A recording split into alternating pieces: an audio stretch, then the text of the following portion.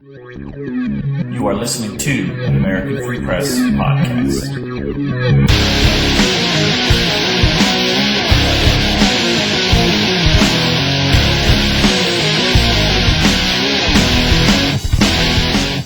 And this is an American Free Press podcast here at AmericanFreePress.net.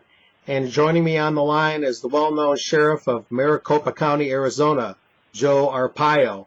He's been there 24 years, the longest-serving sheriff in that county, one of the largest counties, among the largest in the United States. Joe, thanks for being with me today. Thank you. Now, we had spoken off the air a little bit, and I got to know you a little bit, and today is December 8th, 2016, just for the record. We spoke yesterday, and you were describing the situation that you had just sought your 7th term.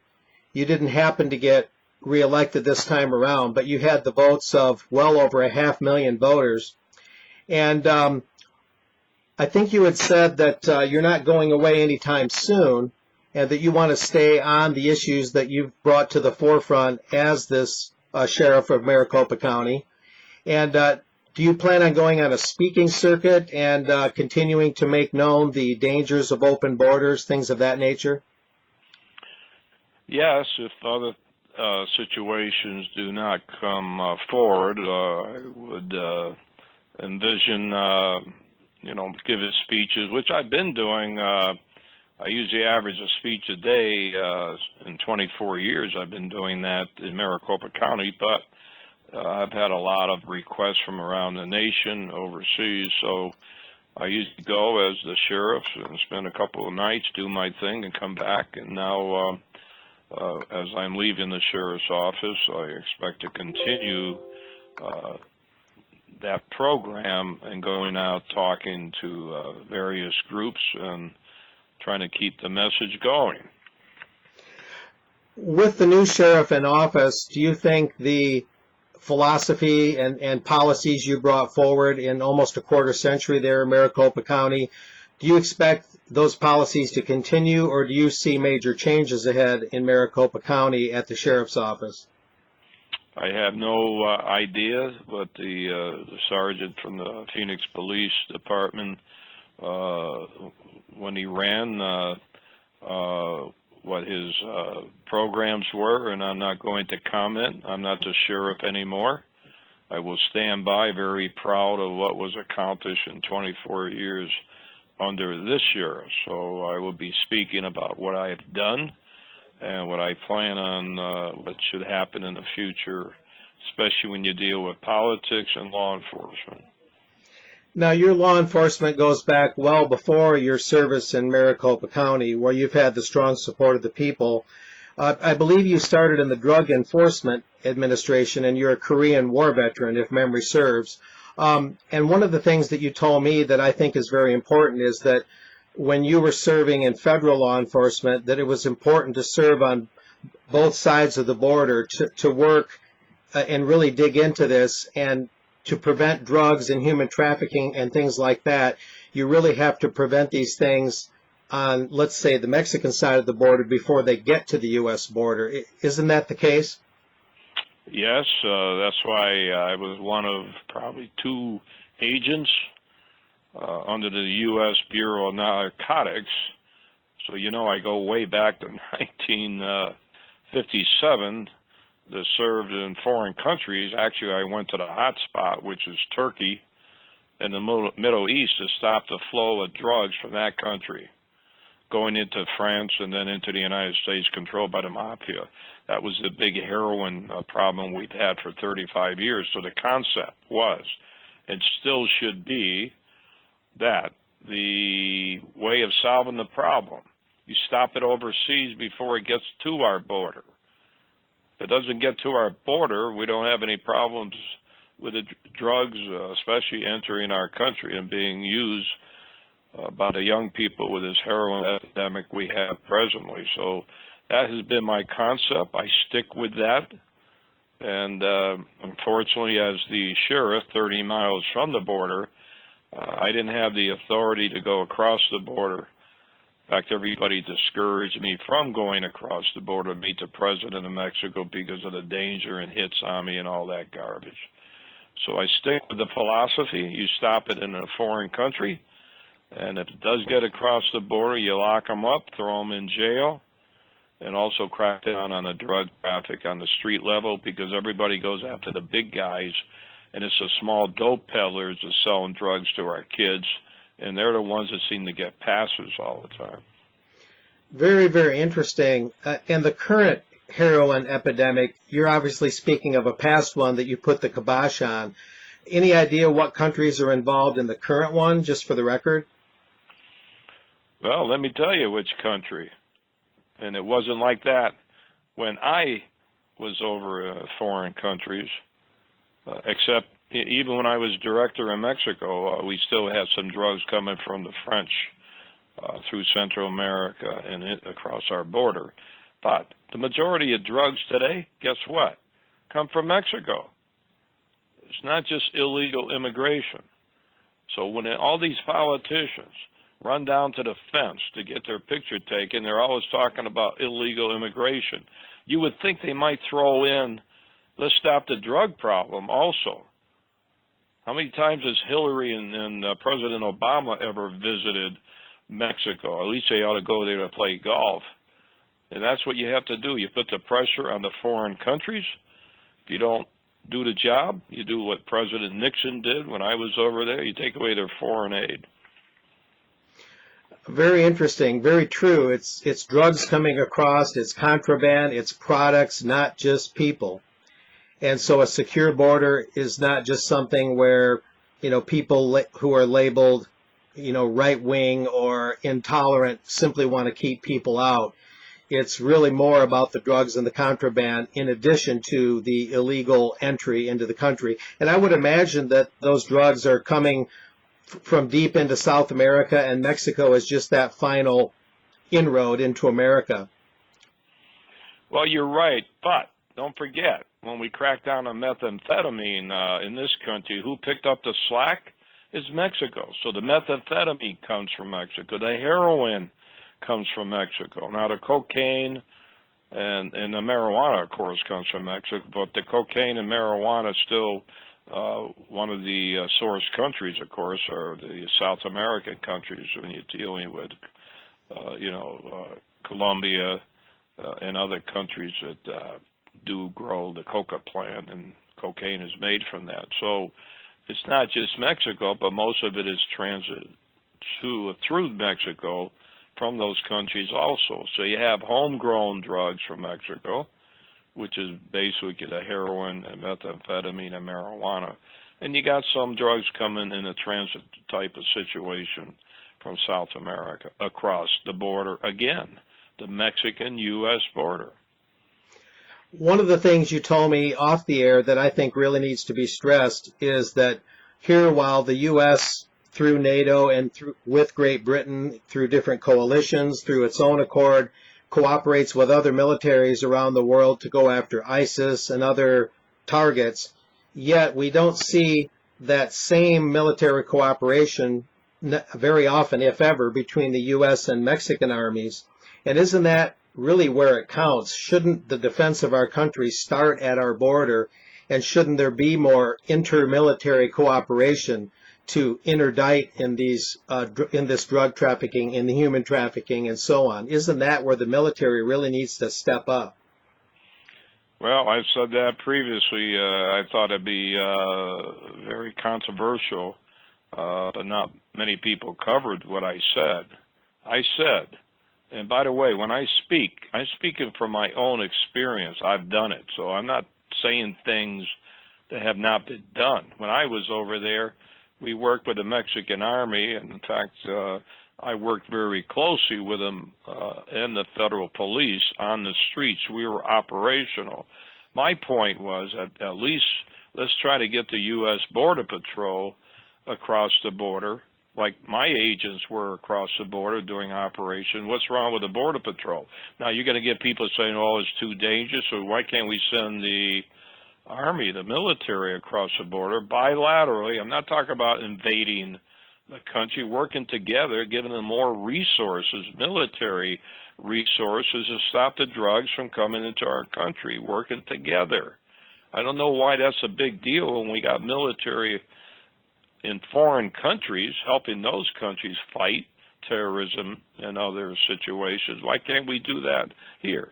I know it's controversial, but it can be done.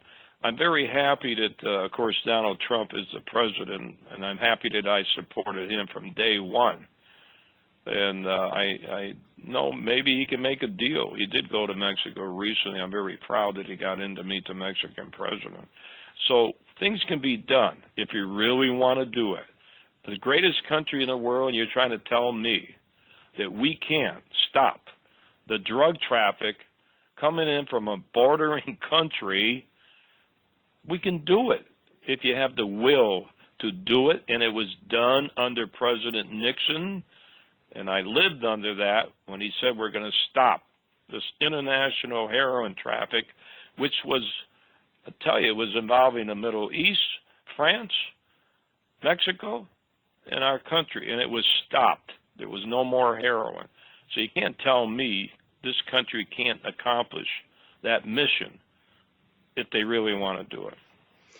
And at least with Donald Trump, it would seem we have a fighting chance to perhaps to return to that kind of basis. Well, I just see that he appointed a 4-star general. I just heard today as Homeland Security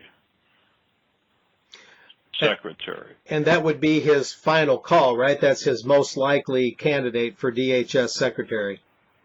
Well, I believe that he nominated him today. Yeah, he had went through some others. I know Jeff Sessions looks fairly promising as Attorney General. I believe you said that he's a pretty good candidate, a pretty good nominee. And he's even, I I was in a running, I don't know, I didn't put my name out, but constantly, according to the news media, I was in the running for that job. But I'm very happy that the general, Kelly, has the job because he has foreign experience and been involved in the drug problem, I believe, when he was in Florida. So at least he knows and believes, I think, I haven't met him personally, that he believes you have to stop what I'm saying in the foreign country. I'm sure that he would have that philosophy. So that's important to have somebody in foreign countries to put the pressure on those governments and get over there and try to stop the drugs and illegal immigration before it gets to our own country here. Yeah, you were known, of course, for always taking a tough stance in favor of border security. And briefly describe the 287G program. And it lasted, I believe you said, for a 2-year period. And I know that the media, the politically correct media, the open borders crowd gave you a lot of flap about that. But what did that consist of, just for the record, for the history books? A lot of flack. That was started 100 days after me, after Holder and the president took office. It's still around in court here. I'm not going to get into all this court that's been going on against me and the timing during my election. But that was a program that I really liked. We did it from 2007 to 2009. Of course, I did it big time. 150 of my deputies were sworn in after 5 weeks of training, immigration, and they were given the authority to arrest those in this country are here illegally, and just like immigration officers do. Of course, that was taken away from me because I think we did too good of a job arresting hundreds of illegal immigrants, and of course it caused me political and other problems, but it was worth it. And I think we ought to reinstate that program because we do have other federal agencies that go to local and state authorities, whether it's ATF needs help or customs, you name it. They can't do the job alone, and nobody's complained about locals arresting gun dealers and drug dealers and helping the feds. Why is it such a controversy when we go one step further and help the feds on illegal immigration? So I think we got to do that, get back on the streets, and help the federal immigration, ICE, or what have you, to stop this type of activity that's been going on, specifically when you're dealing about illegal immigration. But not to get into it much, but the lawsuits is an aftermath of that. Is that correct? I know it got postponed, some sort of trial date this month, postponed till next April. It's the aftermath of the program you just described. It pertains to that. Is that correct? Yeah, it just sort of has to do with racial profiling that they accuse my office of doing, and I don't want to get into all the details. We're appealing the civil decision by the judge, and now he pushed it into the criminal, and this is contempt of court, which is a misdemeanor. But we'll see what happens. I'm just so happy that Donald Trump is going to be our next president, and I'm sure there'll be a big change on fighting crime, the war on cops, immigration, drugs, terrorism, and I can go on and on. It sure can't get any worse than it has been under Obama and other high officials.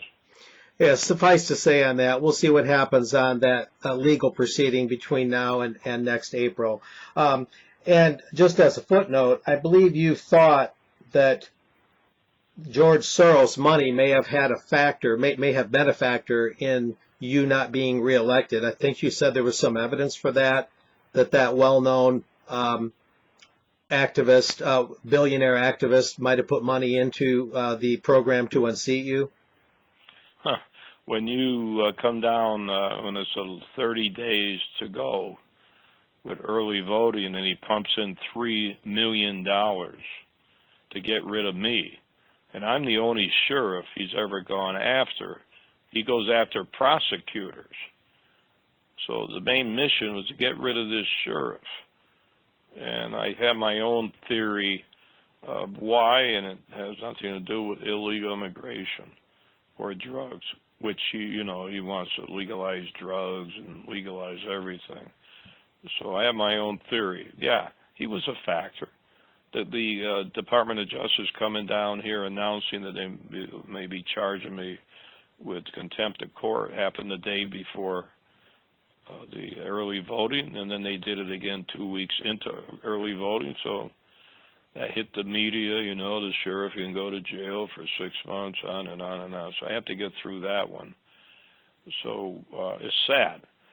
I spent 31 years in the federal government, and here I am, sheriff for 24, trying to do my job, and everybody's zeroing in on me.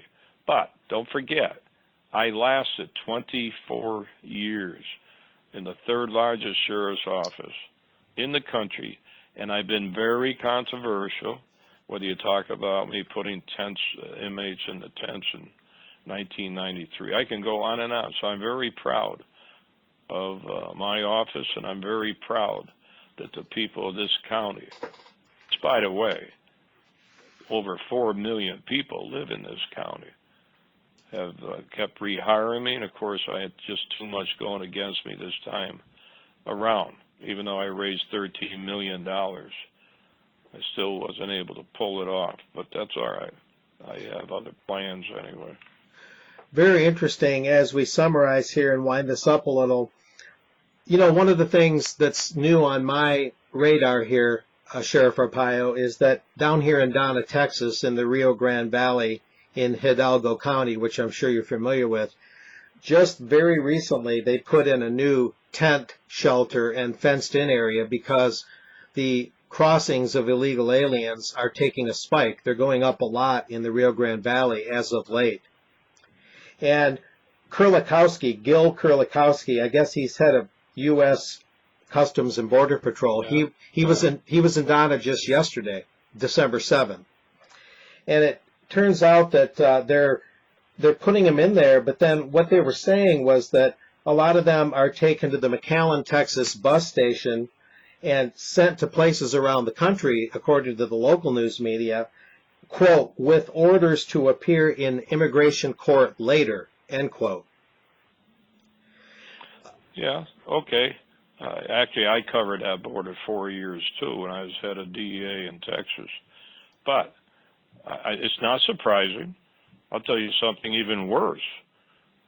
We still have ICE in the jail. Since they kicked us out, I did agree to let ICE stay in there and check everybody that's arrested. We have over 8,000 in the jails that I run.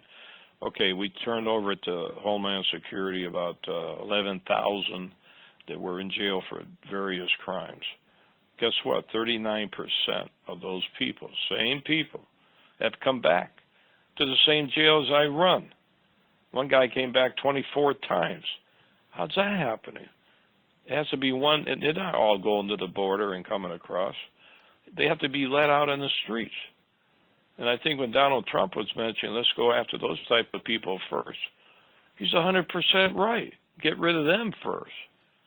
So I got the facts. I got the statistics that nobody wants to look at. I wrote to the Homeland Security Secretary 3 times about this to get an answer. I never get an answer.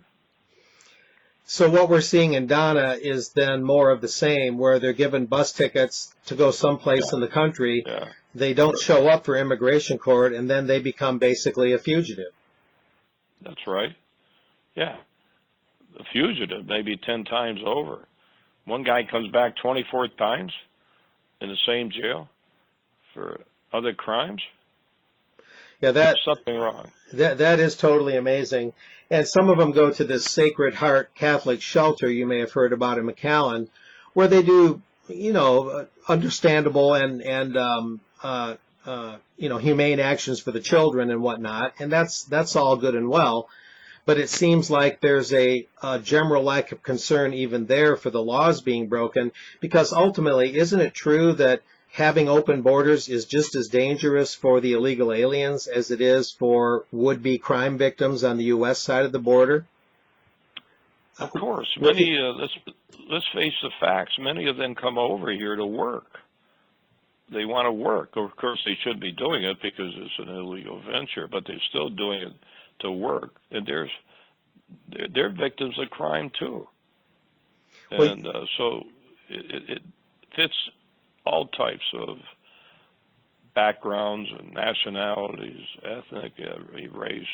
I can go on and on. Crime is crime, and we have to do something about the crime too. It just seems like the open borders create the very problems, because naturally with the open borders beckoning, that brings the coyotes, the human coyotes, out of the woodwork.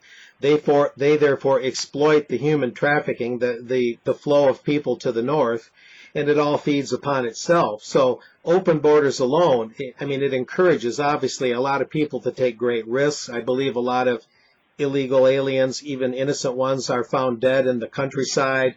Perhaps on the Mexican side, they never make it over. It's a big danger for everyone. I'm trying to dispel this myth that people that want border security are just haters, and we don't care about people on the other side of the border. There's such a mythology built around people that want border security. You're absolutely correct. And I said years and years ago, I tied the illegal immigration to drug trafficking. And there's no, I'm not a magician or psychic. I use common sense. But if you look at the seizures of drugs that we make, tons of marijuana, heroin, a high percentage of those people are illegal aliens. So many of them are just being recruited by the dope peddlers to use illegal immigrants to smuggle the drugs into our country. So it's a bigger picture than just, illegal immigration, drug trafficking. There is a connection. I said that a long time ago, and it continues on. So I don't know, 55 years I've been involved in this, but I'm very optimistic. I always have been. And I have to go back to Operation Intercept. When G. Gordon Liddy and I, under Nixon, ran an operation, that whole border. for 2 weeks. We flooded that with law enforcement. We got one marijuana cigarette. And then I became the director of Mexico City. That wasn't easy, but I got along with the president, attorney general, mutual respect. And that's why I'm very happy that Donald Trump was able to go meet the president of Mexico. I didn't talk to him about it, but I could almost guess what he was saying. Now, everybody's concerned about the wall. Okay. Actually, quite frankly, I really don't care who pays for the wall. You know, if they don't pay it, take away some of their foreign aid. But I don't think the money. I think the issue itself, to put something up there to stop the drug trafficking, especially, and illegal immigration. Now, if you don't want to do that, then let's get our military over there and get the high equipment and set up a wall, put the military, put humans, make a human wall.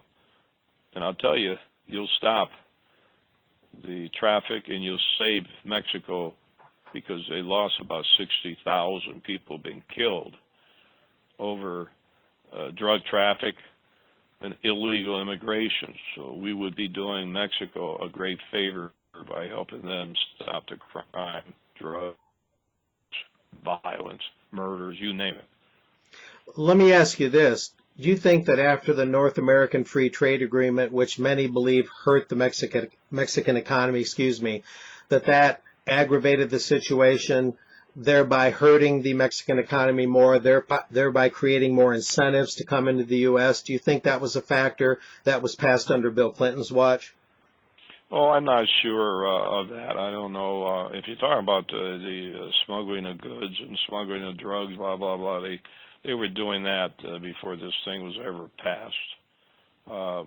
But I kind of agree with the next president that I kind of agree with his economic stance. We ought to keep jobs here. I've said that for years, not as a federal agent or official. I looking at common sense. I like the people in this country to work, have all the factories. But I also was caught in the catch-22, because I've been saying for years, if we can build up the economy in Mexico, that maybe they don't have to come here into our country and find a job, but they can find jobs in Mexico. I think everybody would agree to that too. Yeah, I'd like to keep our factories here and get our people here. Yeah, it makes you wonder about the land use policies, the control of agricultural land, the policies there, what effect NAFTA's had on their economy that creates these incentives in the first place. And Donald Trump has talked about rather steep tariffs from companies that are American domiciled that want to manufacture their goods outside the U.S., let's say in Mexico, that to bring those goods back into the American market, they'd have to have a pretty high tariff. And who knows, maybe some of that tariff money could help pay for the wall and drone security and things like that. Yeah. Just throw that out there. But, yeah, but on the law enforcement side of it, we give millions and millions and millions of dollars to Mexico to help them fight crime. Help them. I don't know what they're doing with the money. I mean, sending helicopters over there, and I don't know what they do. When I was there, they had helicopters. You know, I never seen any, and I worked with the military. Although I've flown some helicopters in Mexico with the Mexican pilots. I think I had to say a few prayers when I was doing it. I'll bet, yeah. And, well, that was worse when I worked in Turkey on their helicopters. So, no, I still, I don't know how many more years I have left, but I'm going to be very active. I still believe, with my experience, that if the country, the U.S., wants to do something under the right president, believe me, it will be done. I've lived it under Nixon. I lived it under Reagan. And I'm sure things were done in those days, especially under President Nixon. So I'm just going by what I've seen, my own experience. I don't know. I'm not reading the book. I was there. So I've seen it. And I know it can be done. And we got to do it now. This is the time. Our country is being destroyed by the drug problem, illegal immigration problem. So we got to do something to evaluate and come up with some good laws or follow the laws we already have. And be humane about it, too. It can be done. Certainly there's an accountability thing there, just to tie that loose end with Mexico and the dollars that are going there and the equipment and what is being done with it, and maybe the Trump administration can get an accounting there. That would be helpful. Well, I'll tell you what's more helpful than the bullets and the tanks. People. You go over there, mutual respect, get behind a closed door, light up a Cuban cigar or whatever they smoke over there, and rationalize. Be tough, but be fair, work together, and there's corruption. But I'll tell you one thing, I've worked some pretty big international cases in Mexico. I used to have the Attorney General over my house, feed him some whiskey, and then I used to give him blueberry pie that he liked. But I never had one of my international cases jeopardized by corruption. And I worked with Noriega when he was in charge of Panama. I had 2 agents there. He was like a double guy. He was playing both sides of the fence, but it's better to have agents there than nobody. So it's more than just, as I said, guns and bullets. It's relationship to get the things done. And so that's why I feel very confident with the right people we can solve that problem. We have to do something with our next door neighbor to stop this carnage that's going on. Very interesting. As I wind this up, I'm just looking through my notes, recalling that you have a press conference planned and that the birth certificate issue with President Barack Obama, the outgoing president, is not necessarily a dead issue. Can you mention that for a minute? It's not the issue? Or No, it is no, it's not a dead issue, that the birth certificate No. issue is something that you're continuing to explore. Yeah, I've been working that with my chief investigator, Mike Zullo, for 5 years. I've been criticized, chastised, just trying to do my job. So we have new information. Hope to put it to rest once and for all. And we'll see what the media does. This time around, they usually go after me and my chief investigator. I started this because 300 Tea Party people came to my office and said, Sheriff, you're the only one left. You're elected. And I'm not stupid. I've been around a long time in Washington, and I know I said I was going to do it. I'm going to take a lot of heat. But I just can't forget it. I got to get it out. Before I leave office, it will be sent out, and we'll have a little press conference and update it. I think the people have to know what the facts are, and that closes another chapter. And I believe that press conference is December 15th, correct? Yes. And you're in office officially through December 31st, and then that draws to a conclusion your service as sheriff, correct? Did you say concludes my service? Yeah, December 31st, I think it is. 24 years and 1 minute. Not that I'm counting. But it was an exciting ride. I met a lot of people. To this day, I get people calling, crying around the nation. I get people to this day that still want my endorsement. And I've had all those guys running for president and gal. Last time, they all called me for my endorsement. You do know, in the first time Bush ran, I was his honorary chairman for his election. Mitt Romney, the first time. Had 4 presidential candidates visit my so-called controversial tent when they were running for president. So I've dealt with people running for president, so I'm not a novice in that respect. But I'm very happy, Donald, even though I lost, which is very interesting. I still can't figure this thing out, how I lost. I'm not going to get into voting and all that, but at least Donald Trump won. And that's what's important for our country. I stick with him. I don't care what people say. I was with him from day one. He's a great guy. is going to do good for this country. Very interesting. Okay, Sheriff Joe Arpaio, thanks for being with me on this American Free Press podcast. And thanks for having me. You got a great magazine. I read it. Very interesting articles. Anytime you can help me, no, not help me. Anytime I can help you, give me a jingle. You got my number. And keep up the good work on defending our law enforcement. Okay, you take care and say thank you. We'll see you next time. Thank you.